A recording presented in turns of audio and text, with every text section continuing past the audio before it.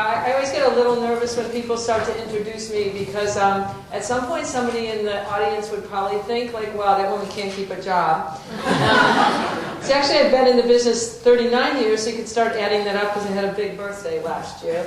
And I'm still at it because I love kids.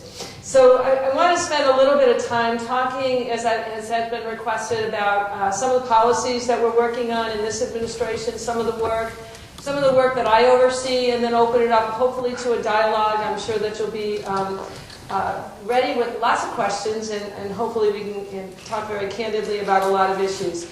As was mentioned, I serve as the Assistant Secretary in the Office of Elementary and Secondary Programs. It's the largest program office at the department.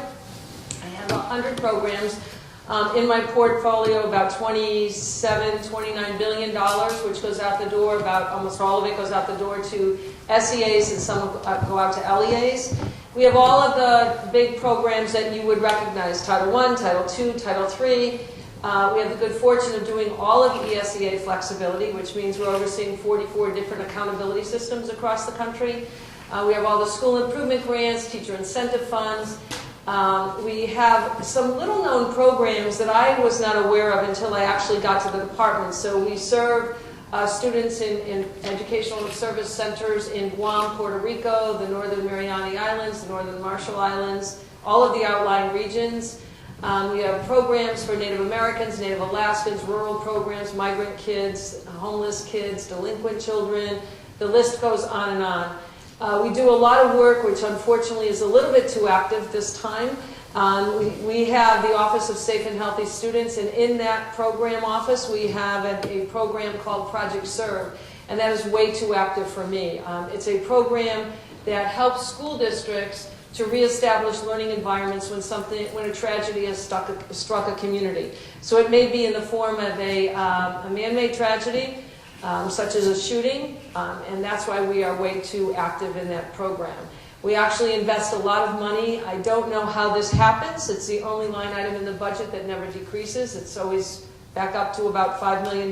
Would like that in my checkbook, but never having a zero balance. But it's well worth it. And we are in for the long haul with schools, and also for natural disasters. So we're still working with Joplin, Missouri, for example. It doesn't have to happen in the school, such as in Sandy Hook. We're still working actively with them, but it may have been happening in the community where learning was interrupted. So, for example, we're working in Colorado, and although the shootings occurred at a movie theater, there was a high school that actually received the victims of that tragedy, and 52, or a number of their students, 60 students, were actually in the theater at the time, so learning was impacted. That's a very active program that's actually run by 3 people, so they're very busy people. We're doing a lot of work across the board, so let me take you a little bit through where we have been. We know, without even picking up the newspaper, there's been a significant amount of reform that's been initiated in this administration and is taking place in schools across the country. You can't pick up a news magazine or a newspaper these days without hearing about some type of reform, some of which is really positive that's occurring, and some of which is having some unintended consequences. So during the second term, when the president was reelected, we had to strategically think at the department about what was the agenda going to be for the second term. And the agenda has really built on 5 major pillars, one of which is preschool for all. So prior to this administration, there had never been an Office of Early Learning in the Department of Education. And that office has been established by this administration. It sits in my program office, and it's a very active office. You know that the president has really pushed hard on pre-K for all 4-year-olds, high-quality pre-kindergarten for all 4-year-olds across the country.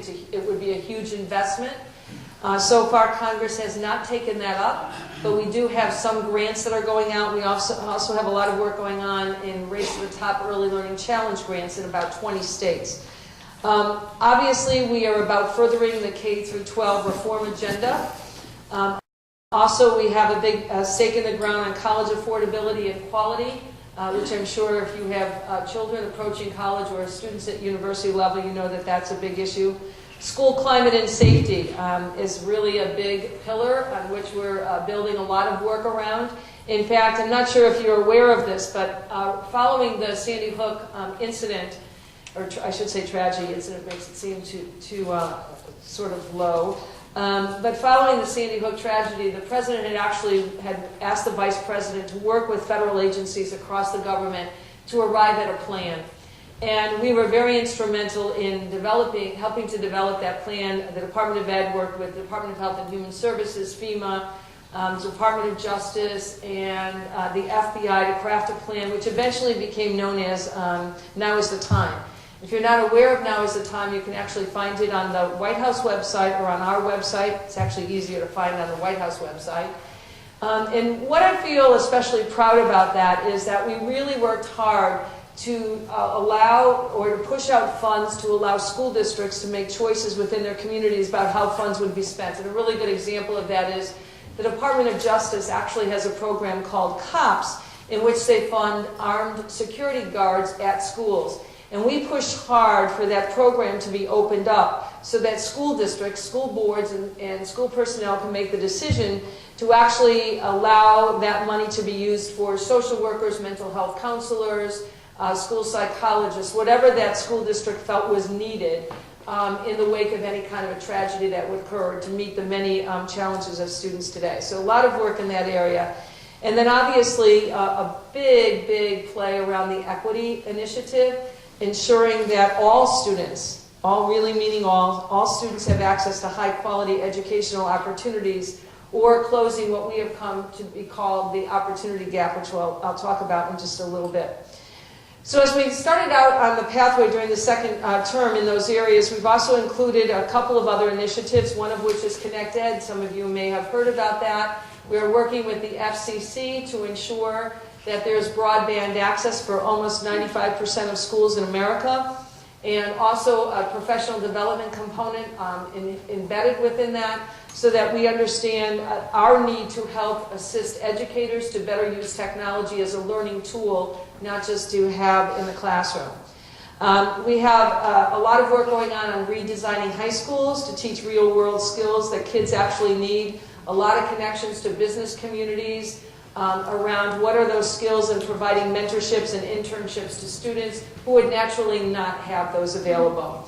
And then the latest initiative that came out of the White House within the last month is one called My Brother's Keeper, and that's helping young men of color stay on track to reach their full potential.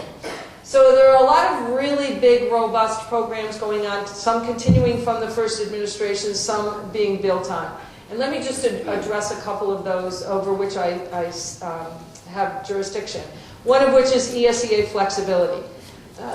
There was a recognition, and this was before I came to the department, there was a recognition that NCLB was not really meeting the needs of kids and educators across this country. There was this one-size-fits-all type of initiative under NCLB. And so with the Secretary's authority, he was able to develop, with approval from the White House, what we have called ESEA waivers. And I have to say that this has been some of the most promising work that I've seen going on across the country, because I've seen states have incredible ingenuity, if you will, in thinking about accountability within the context of their own states, and some remarkable reform efforts going on. So that ESEA flexibility is focusing on college and career ready standards, effective teachers and school leaders, turning around the persistently lowest performing schools, all under one umbrella. We currently have 42 states in the District of Columbia as well as Puerto Rico working to implement ESEA flexibility. We have 35 states that are up for an extension this year because their 2 years happens to be up. And so we are now working on those extensions with an eye towards a possibility of having a renewal coming up by the end of this school year, by the end of this calendar year, because we are not seeing that ESEA is going to be reauthorized anytime soon, unless some of you know about that and you can help us to see that happens. We're also hearing from a lot of states is that they're really excited about the work that they're doing. I want to have no mistakes made about this. This is really complex work. It's not easy. And so there are starts and stops. There are states who have had to step back and think a little bit differently about metrics they're using or about perhaps a graduation requirement that now may not be playing out. But what I'm really pleased to hear, particularly because I've spent so much time in urban settings, is that we are really lifting up the work going on for students in poverty, students with disabilities, ELs, and also students of color. Because for too long, those kids have been just masked in large subgroups, and especially in suburban districts, and we're now finding that we're actually seeing where are gaps along the way. School improvement grants, we are still continuing to work really hard on that. It's some of the hardest work I've seen go on in this country, and one of the greatest parts about my job is I get to go out to school districts and just see amazing work going on. You know, it's one of the times I would like to drag reporters with me all the time because they seem to only find the negative. It's a broad brushstroke for you who are in the media, sorry. But they seem to find the negative stories of what's going on in schools. And I have to tell you, just it reinstills my faith in teachers and principals. To see what goes on in schools, it's just amazing. And certainly within schools that are engaged in the school improvement grant work. About $5 billion has gone out to date to 1,400 schools. And what we're finding there is that culture matters. So I've been in schools where they have bought off-the-shelf programs, and I can tell you when I won Race to the Top in Ohio, when we won Race to the Top in Ohio, vendors come out of the woodwork. So apologies if you happen to be a vendor. But there are a lot of promises made. You know, buy this reading program, your kids will read in 3 days. And, you know, have this graduation program, kids will stay on track. They're going to be excited. They're going to come to school. Nobody will be absent. Everybody's going to come to school. If only it were so easy. So what we're really finding out in our school improvement work is something that is not going to be foreign to your thinking at all. One of which is leadership matters, and it matters a whole lot. That building principal in that school means so much to the success of that school. They create the vision, they help to strategize for success, and they create the conditions in which teachers want to teach, in which they feel supported and respected, and which teachers have a voice. I have yet to go to a high-performing school in the School Improvement Grant Program and not see teachers as leaders in those schools. We're learning an awful lot about that. We know that success is dependent on that culture and that climate. And what's really hard about that is you can't measure it, right? You know it when you see it or when you feel it. And so often when I go into a school, I always have just one question in my mind, which is this school good enough for my own kid? Because if the answer to that question is no, then it's a moral imperative that it has to be changed, because if it's not good enough for my own kid, it shouldn't be good enough for anybody else's kids. So that's a really a big piece of work. The collegial relationships we've seen developing in those schools are just phenomenal. And I have seen schools that 3, 5, 8 years ago were some of the worst schools in their state, and now they're rivaling some of the best schools in the state. Those people are committed and they're finding their own ways, because there's not one answer to all of this hard work. The other thing I would say is that in the school turnaround work, what we're also finding is that the more that teachers and the community have a voice in what goes on in the school, the more that that principal reaches out to the community, reaches out to teachers and joins in a partnership, the success just absolutely soars. I was in a school, I'll stray a little bit away from the policy side for 1 second, but this just turned me around. I was in a school in Baltimore. I've been to the school 3 times because it's been such a favorite of mine to attend. And I was at the school, it's a high school. It was one of the worst performing schools in Maryland. And they are the recipient of a school improvement grant. And I will tell you, after I listened to this principal for 5 minutes, I would have walked on hot coals for this guy. You know, he just had this like preacher-like quality, and you just got so excited. Everybody was working for him. But when he came in, and if you go into this building, you'd be thinking, if you look just physically at the building, the aesthetics of it, you'd be like, not so much. But once you get away from that, and you just feel the presence of such energy and positive relations with kids in that building. And I came upon a student when I met Carl, and Carl was a senior that day, and Carl came to greet me. He had a red jacket on because he was a student ambassador. Well, Carl's story was that he showed up on the doorstep of that high school 4 years earlier. He was homeless. Not one family in Maryland. It's a long story about how he got there, not one person there. And this school totally believed that it takes a village. And the president of the Alumni Association brought Carl into his home. And Carl shows up at school at 6 a.m., and he leaves at 6 p.m. And if he could sleep there, he probably would. So he's bounced from home to home, but people have taken care of him. Carl was graduating. He's the first person in his family to go to high school. But he was graduating. He graduated last year with an associate's degree because of dual enrollment and the power of that. He was the president of the small school in which he was located, which was on digital media. He was going to college for his third year to try to work onto his bachelor's degree. He knew everything about that school. And when I asked him, like, where did you get your tenacity? How did you make it, knowing that there are 1,000 kids behind you who just don't make it like you? And he said, it was the school. It was no one, not one person in this school was going to allow me to fail. That was not an option. And he stepped up to the plate with it. And I still to this day think of him saying to me the only thing he disliked about the school was the fact that the principal never gave him a key to the front door. So I thought that was kind of cool. He thought he ran it. And, I talk to the principal all the time. I'm like, how's Carl doing? He's like, he's doing fine. He's still not getting a key to our school. So I mentioned a little bit about our safe and healthy student work and school climate. We have done something interesting this year. About a month and a half ago, the Department of Education, the Department of Justice released a guidance package on school discipline. First time ever, it was a guidance package that was released from both departments. And a lot of that was done because of the data that had been surfacing in.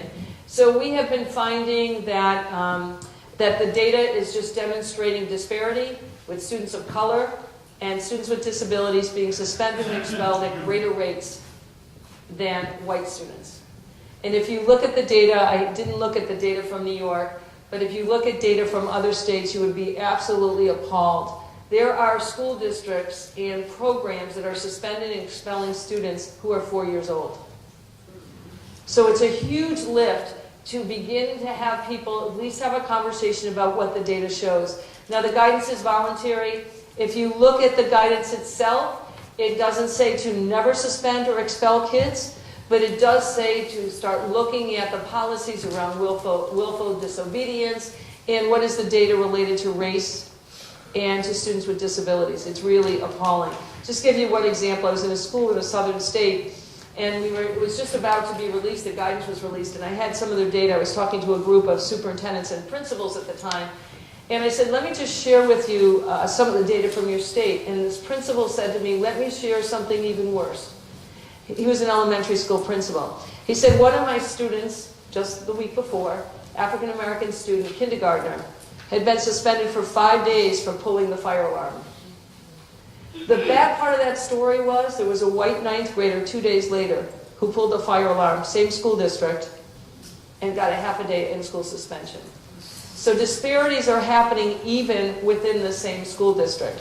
So this is a really big issue on the part of the Secretary is very interested in the inequities that are happening.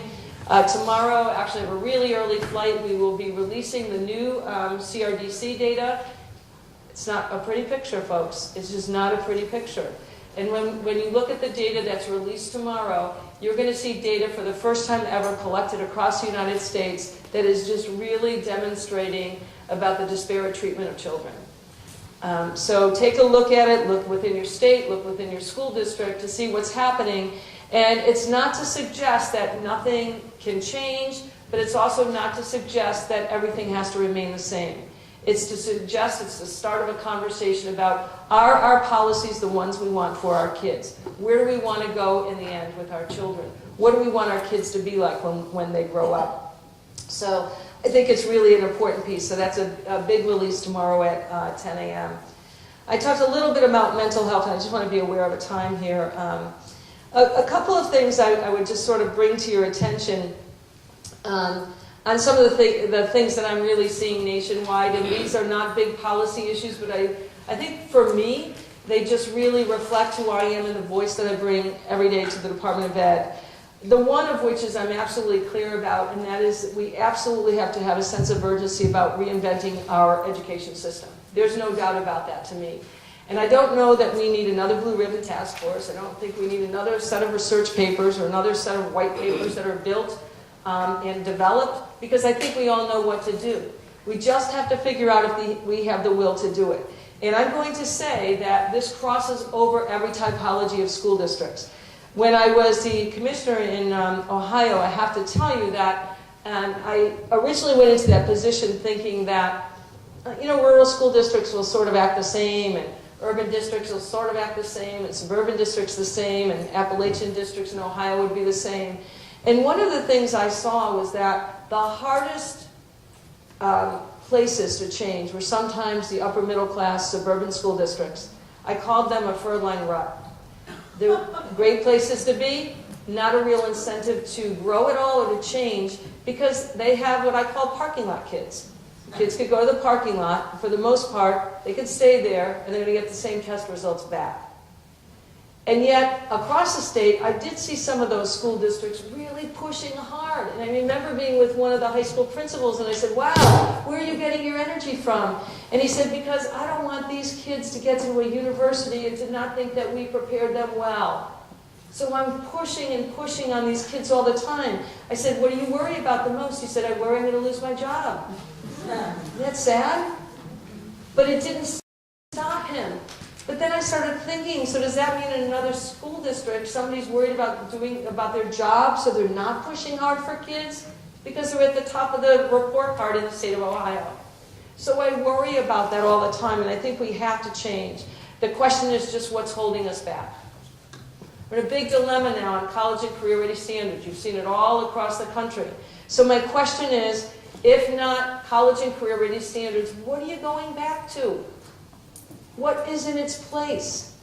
I get that people have this anxiety about it. I get that people don't see the other side. I get it's a change in philosophy about instruction. But we have to engage in what do we want for our kids? Do we want them to be prepared? And I have to tell you, I do resist one thing, and I'm probably less polite about this than I am about any other thing. When somebody says to me, well, you know what, every kid's not going to college. I just shiver when people say that to me. Because as an educator, I don't feel that I have the right to determine who's going to college and not. And one of the things I learned really early on, especially with the change in the economy several years back, was that all of a sudden community colleges were being swamped with people 25 to 35 years old. In Ohio, it was the fastest growing number of students in any post-secondary education system. And some of those kids were adults. They were kids to me. Some of those adults were probably told that sometimes I'm not going to go to college. It's okay. And now they found themselves having to go to some type of post-secondary ed.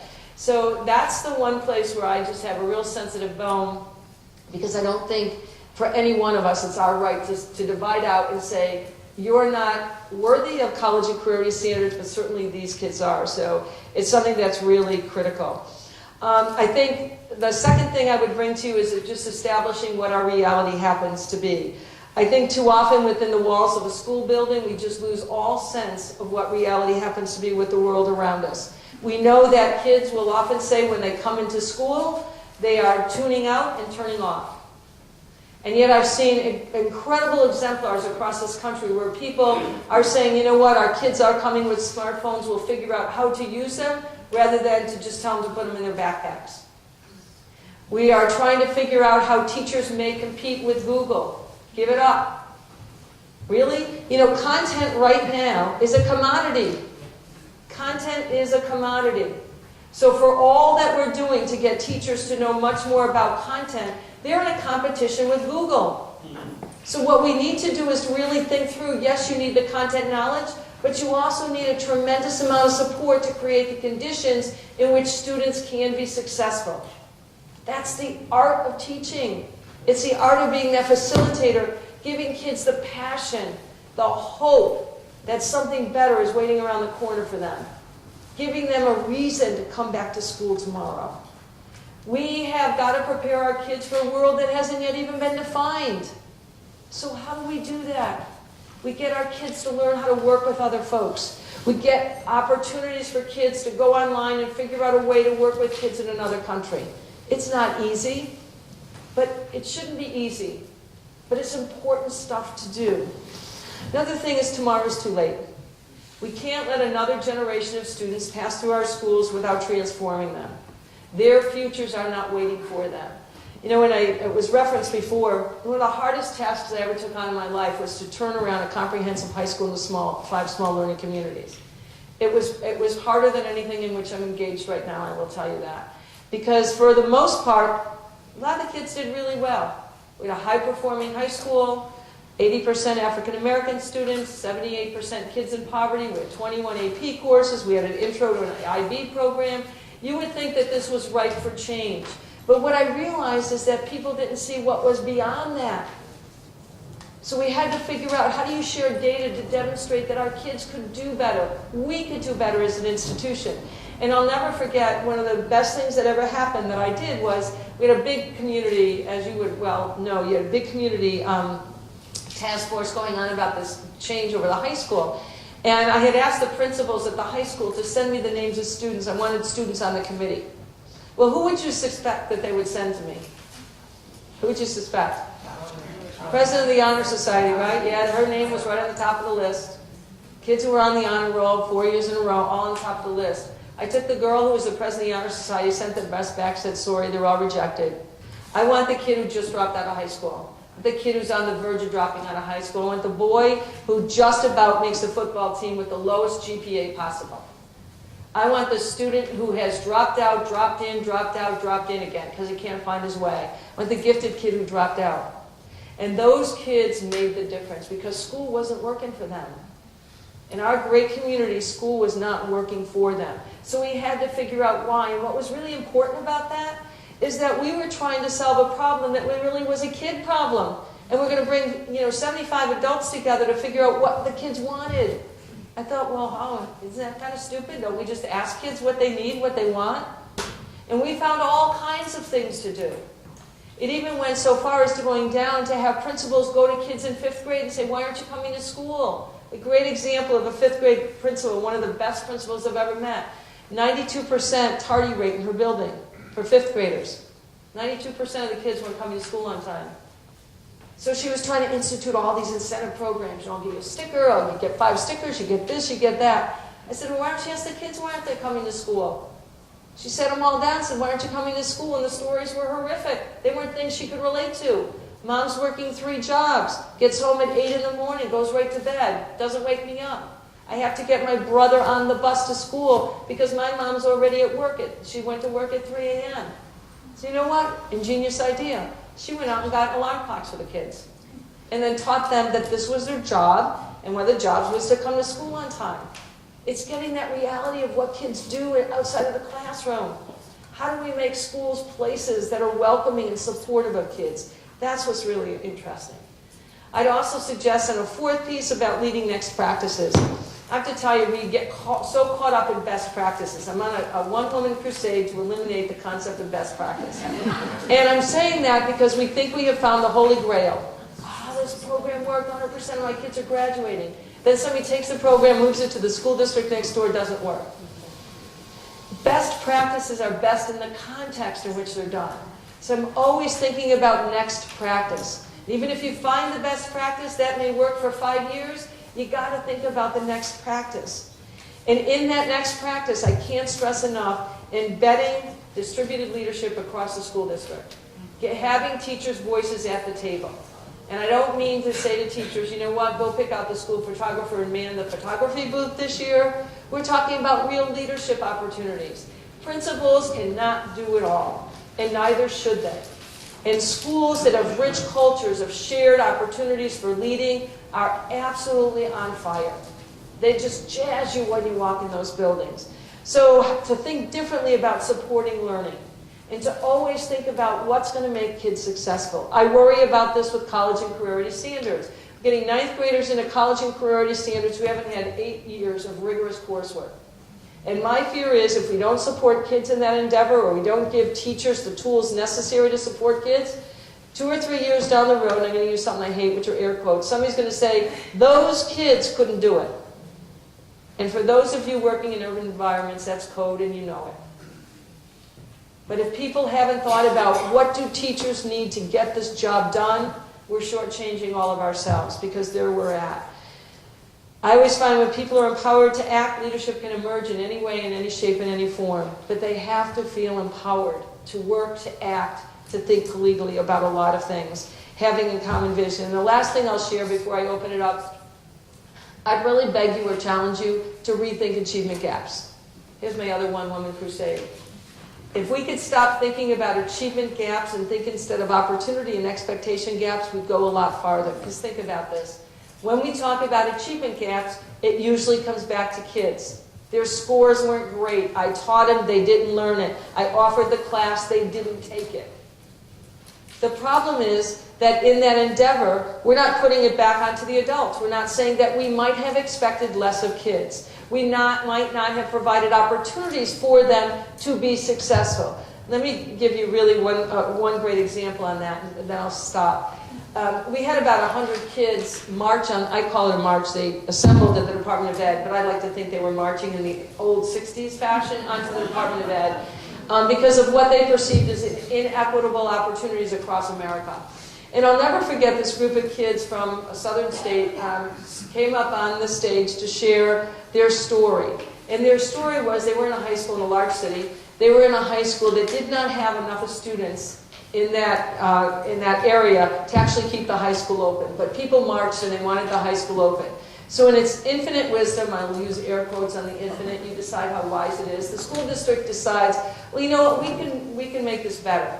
We'll build a wall in the middle of that school, and we're going to open a charter school on the other side.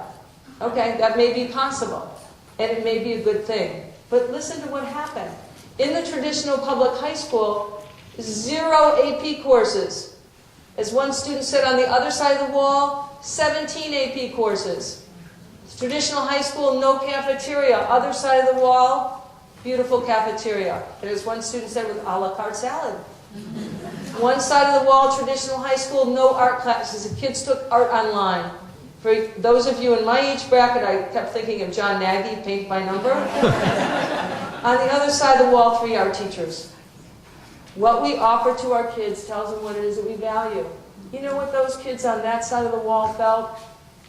You don't care enough about us. You don't care enough to advocate. We have an unequal distribution of resources in one building. What we offer to our kids tells them what it is that we value. So let me just close here, just to open it up for questions. There were a couple more things just to say at the end, and open it up. Any questions? How do you want to go about doing this? Free for all? I know the first question is always the hardest.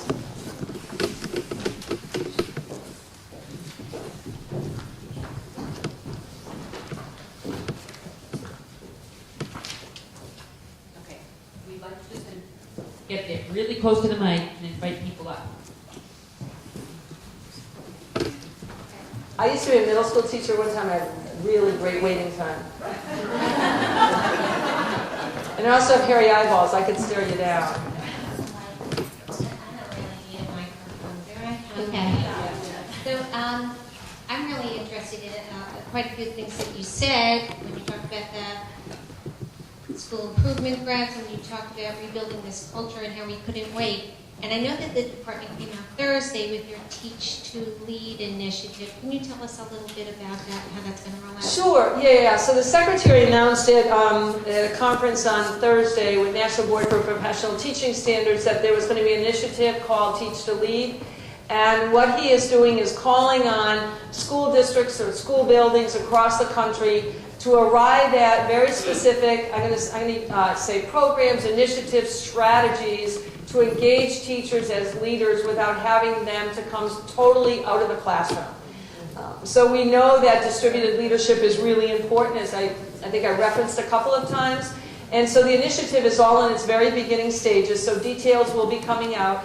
And what he gave out as a challenge with the national board was to come back in 1 year to report out what school districts are doing across the country to give greater leadership opportunities for teachers without having them lead the classroom. So I know you are going to take a big lead on it.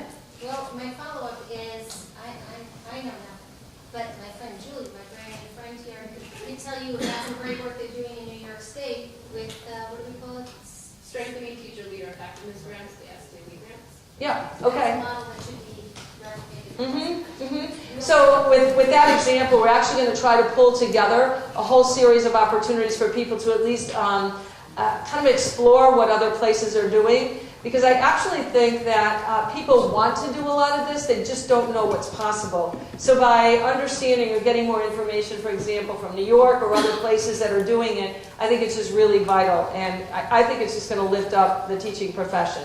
And we want to be sure that we get principals involved in it, so I've been working with NASSP and NAESP to be sure that they have a voice in it too, because and one of the reasons I always stress that leadership matters, and it matters a whole lot, I've seen some absolutely amazing teachers who wither on the vine in schools where principals just are not supportive of their work. Or, you know, I could tell in a minute, as many of you can, when you walk into a building and, you know, I have an opportunity to travel around with superintendents and principals, and they'll showcase all of the work that's going on. And I have to tell you, I know in a heartbeat when a principal or a superintendent is putting on the air. I get it. I mean, I could get a sense. I'll never forget, this was one of my favorite stories. This actually happened when I was in Ohio. I was actually selected to go down to a school district in southwestern Ohio that had a huge technology initiative. So they knew I was coming, that's important to the story, and I was just allowed to wander through the building. So I walked into a kindergarten classroom, and I thought, wow, this is unusually quiet. You know, I'm just hoping kindergartners don't drop their jelly all over my shoes or something. And I walked in and I noticed the teacher sitting. I never see kids sitting in kindergarten, but I noticed the teacher sitting in the front of the class, and all of a sudden she did one of the hairy eyeball things to one of the girls, and the girl immediately jumps up out of her seat. She goes over to a computer and she's like this. I was like, wow, that's amazing. So I went over and I sat down and I said, sweetie, what are you doing? And she looked at me and she said, I don't have a clue, but I have to tell you. The teacher said when you walked in, I was just supposed to look busy. And I said, you are doing an awesome job at that. Good job. And I was like, so I knew. It's kind of like when you're a principal and you go into a classroom and all of a sudden the teacher's like, oh, let's get in groups. And the kids are like, gross, what are we doing? So you know it. So we've got to get out those places that are doing it really well. I'm sorry. Bob Johnson from Port Chester Board of Education, and I also teach in Stanford at a high school. I want to thank you for coming tonight and speaking to us. One of the things I'm interested in is equity. You know, race to the top money doesn't really look at equity. And maybe you can explain to us how we, as advocates for our children in this particular state, that we could get an equitable distribution. The competitive grants really don't work. So how can we distribute to the need? So can I just ask you a follow-up Sure. to that? So when you're talking about equitable distribution, you're talking about financial resources? Yes. Okay. Yeah, for programming, some of the programs you mentioned, you know, what are the kinds of stipulations that the federal government have for the state of New York and how it distributes that money? Yeah. So one of the things that has been really difficult is obviously there's never enough money to go around, right? And there's actually, I'm going to answer a question, I'm going to give you one example, and then you're going to be like, oh, for God's sakes, I just told you competitive grants don't work. So, but I'm going to say that with this clause because there's actually a new race to the top based on equity. And it's looking at equity, for example, in funding formulas, it's looking at equity in resources, so it has not been funded yet from the budget, so it's in the 15 budget. So hopefully that will get funded by Congress. But aside from that, one of the things I find really difficult is that I guess when I became a district superintendent, I recognized I was never going to have enough money because of funding formula in Ohio. So I had to be very strategic and figure out what were those things that were most important to me as a school district. So when we went, for example, to our, when I was describing the comprehensive high school being broken down, one of the things that was really important for me was to have a far greater advocacy piece for kids. So I had to allow the staff at the high school to think about ways that they could use staffing differently. At that time, when we first started on the project, for example, we had one guidance counselor for every, it was either 500 or 600 kids. It was just like really ridiculous. So when they broke down into small learning communities, which were 400 kids, I actually assigned 2 counselors to each one. So every counselor had 200 students. In exchange for that, I expected that there would be home visits. I expected that there would be contacts, and we kind of charted it out along the way. We had to give up a couple of other things with that. So what they decided as a team was they would give up a couple of things around increasing class sizes in a couple of classes. They did, although we had to reinstate it later, they did do away with 2 AP courses that were costing about $16,000 a section that were attracting 5 kids. They offered it online. We eventually got rid of that and went back to the teacher. So I allowed the voices of those teachers to think through, what do we really want to do? And one was a huge push on advocacy. I also hired a teacher of gifted, a coordinator of gifted students to be at the high school level, and his sole purpose was to ensure that those AP courses, which were traditionally all white in a 80% minority school, that he did everything he could to get those kids, to get African American students into AP courses and increase it. So we just had to make a decision that we had to use our resources, and it's not the best answer. The other thing I will say, and I'm sorry I don't have an answer because we don't have federal dollars coming out. The other answer I would say is that, to me, the equity issue is an issue for me, at least based in my heart, and to me it doesn't care anymore it doesn't cost anymore to care about kids. So we've got to get strategies that work. So another example is I've seen school districts who have used programs such as the AVID program to use that. So for kids, if you have a lot of first-generation college kids, they've actually had some of those courses in the summer on a college campus. So thinking strategically about what do we say, right? How do we do that? Hooking up with some school districts that have actually done it in a way of bringing kids on college campuses. If you look at, I'll just give her a tout because I happen to know her as a mom. She's awesome. The Education Week that came out a couple of weeks ago is now celebrating their leaders to learn from. And although it's grammatically incorrect, I herald the program. There's a parent in there who actually was one of the parents in my school district who is in Cleveland is being recognized because of parent initiatives. Parent liaisons have done remarkable jobs in equity situations. So we actually, because one of our schools was a Title I school, there's actually a way to use some Title I dollars for parent liaisons. So it's also we help a lot of schools. They'll call us up, a school board member will call and say, or a superintendent principal will call and say, here are the federal funds that are flowing into our school district. Is there any way for us to do fill in the blank? And it is amazing how many times we've been able to say, you can use that. And they've either gotten from the state or even from one of our own staffers, oh, you can't do that. You can't, because nobody's ever done it before. So we have our attorneys pushed to the line, not crossing it, but just to open up some of those dollars for folks. Sorry, I didn't have it. I was going to write a check, but don't. We take cash. Good evening. Good evening. My name is Jamal Delisle, Spencer Education Journalism Fellow at Columbia University. The question I have, I'd like to get your perspective on a movement among a number of states to quote-unquote raise the bar for entry into the profession. This is something that's also being amplified by the administration. And it seems to be kind of driven by this notion that if only we do what other countries do in terms of being a bit more elite or selective in terms of who we allow to teach, that we'll get the better results on PISA scores from an international standpoint. But there's a number of scholars who are voicing concerns that, one, there's not a lot of evidence to support the idea that if you raise the bar, require a certain GPA or cut score on a licensure exam or something like that, that you'll actually get better results in terms of achievement. The other concern is that this might have an adverse impact on diversity within the profession, and diversity is already suffering. So if you could address this. Mm-hmm.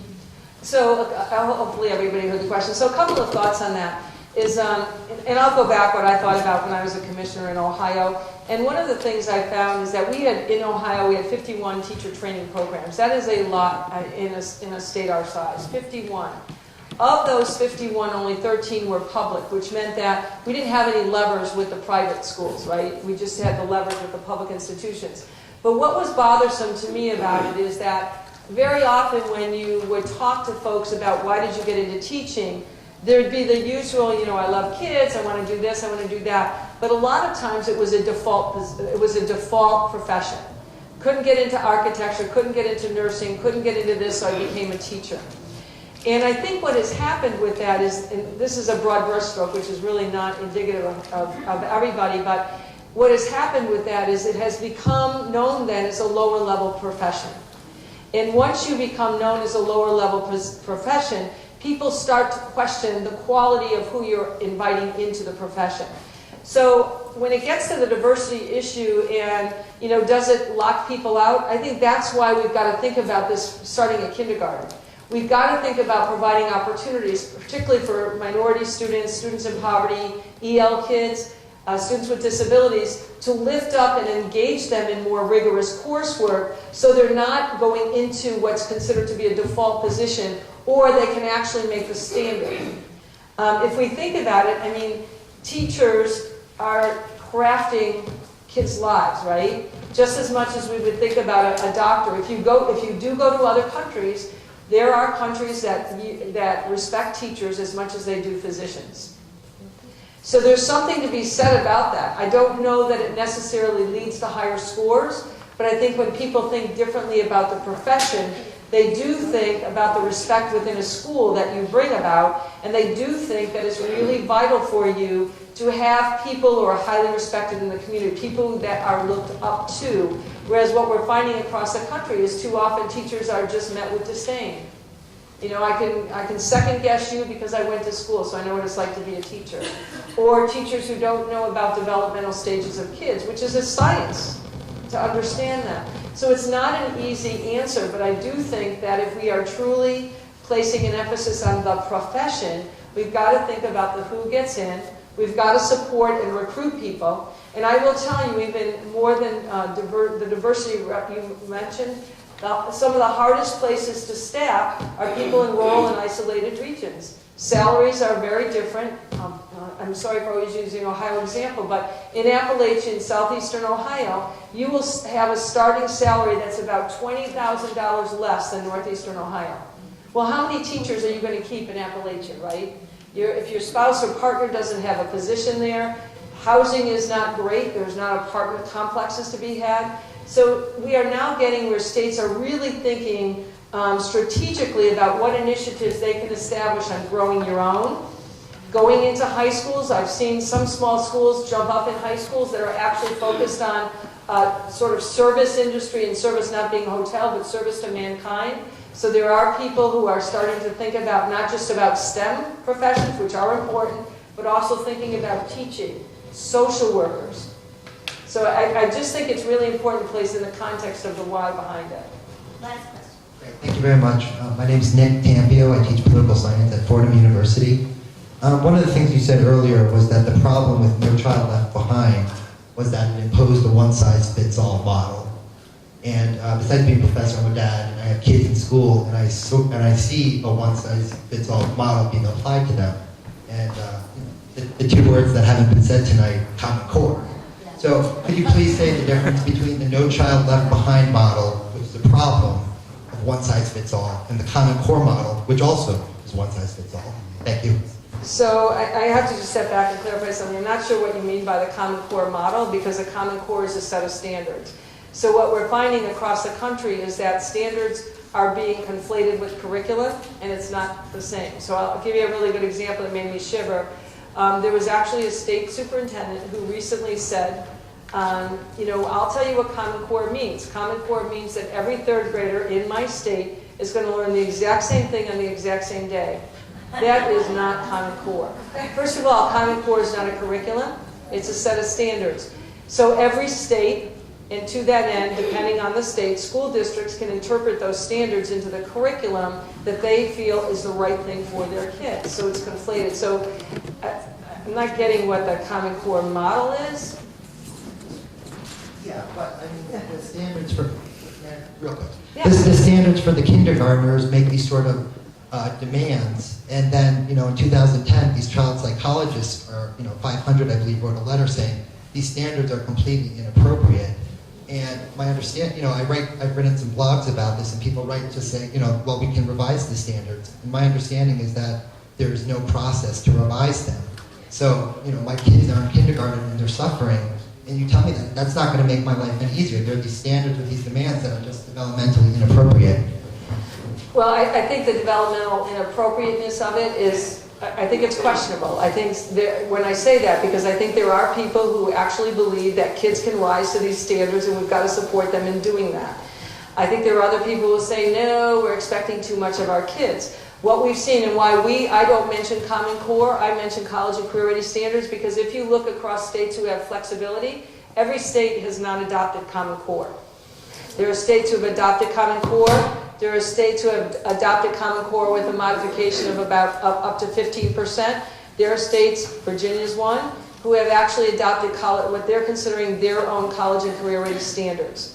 So they can adopt them, and then what they simply do is to get them, I'm saying certified or authorized by the institutions of higher education that they are in fact college and career ready standards. One of the troubling aspects of our education system has been is that we have so many kids going through a K-12 system and ending up at the university level needing remedial coursework. And the definition that we've adhered to on college and career ready standards, whether that's Common Core or not, is that students proceeding through those set of standards would not need remediation at the college level. Does that help a bit? Yes, great. Okay. Could you just elaborate and tell us where we are with the Common Core? Because we're reading so much about that, you know, but what's happening with it, we're over time. Yeah. Do you want to just... Way over time, I guess. So I think what we'll do, because we do want to not only Assistant Secretary Delisle's time, which we so appreciate this discussion, but also people in the audience. So we will end the program, but if someone has a quick question, maybe 5 minutes. Yeah, and I'm just going to end with one story that's always really meaningful to me. At one point in my career, I was a middle school teacher. And, you know, as much as God bless kindergarten teachers, God bless middle school teachers as well, if you've worked with middle school kids. And, you know, in this particular moment, I always thought like I had a great bag of tricks, right, to deal with every single kind of kid I had. And I had a student named Kai who forever is etched in my mind. And Kai was the kind of kid who defied every single rule and logic that could possibly exist in a middle school. And we were walking down the hallway one day, and Kai had gotten into trouble one more time. And I knew that this was going to be the end of the road for Kai in this particular middle school. I didn't know where she would go from here. But I also knew, given our policies, and this was about 15 years ago, that Kai was not going to be in my classroom and in my school. And it was one of the kids I felt in my career that I never really reached. You know, I carry her in my head and my heart all the time because I think, oh, I just didn't make it with her. And I knew when I met her, yeah, I was going to be the defining moment in her life. We were walking down the hallway, and she had gotten into some fight that was really ridiculous. You know, but I was judging that as a then 40-year-old. Like, it was just ridiculous. And I tried to say to her, like, it doesn't matter. Like, it didn't matter. You know, you didn't have to punch the girl because it didn't matter I don't even remember what the fight was about. And she shoved me up against the locker, and she thrust her hip out at me, and she said, it do matter. And that moment in time was a great lesson for me, because I had to put myself in her position to think, for her it mattered. That moment in time really mattered. So when you are out in doing all of your work, and I want to thank you so much from the Secretary and the President for the work that you're doing on behalf of kids, just remember 2 things. What we offer to our kids tells them what matters to us. And for kids like Kai, it do matter. And when we look at data, and we're so big on big data, all the data we have, and I'm going into schools with numbers 24175, just remember behind every piece of data is the heart and soul of a child who yearns for respect and wants to learn. So thank you so much for what you do each and every day and for sharing your heart.